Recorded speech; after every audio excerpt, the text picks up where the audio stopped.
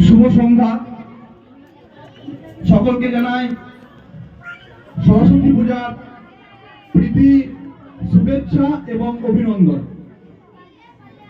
আমাকে একটা কবিতা আবৃত্তি করতে বলা হয়েছে।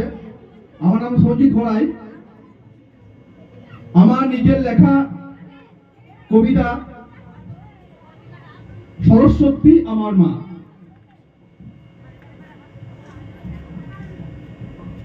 দুর্গা মায়ের ছেলে মেয়ে, রূপে গুণে ধন্য, বিদ্যা বুদ্ধি ধন সম্পদ যুদ্ধে কেউ অনন্য। তবু সে এক মস্ত ঠাকুর, আমার প্রিয় মা হন। সঙ্গে থাকেন রাজহংস, উনি যে তার বাহন।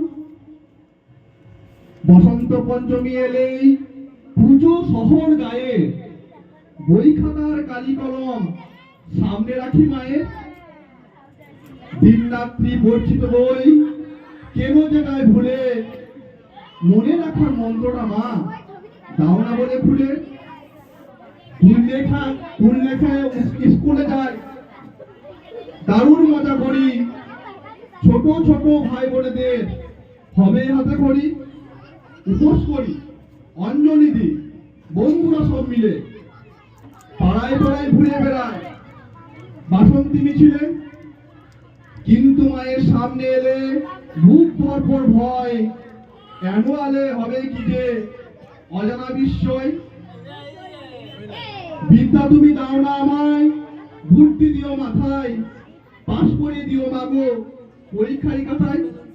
এইটুকুনি প্রার্থনা মা, আমায় করো ধন্য। তুমি বিদ্যা সুন্দরতায় সব মানুষের জন্য। নমস্কার। খুব সুন্দর।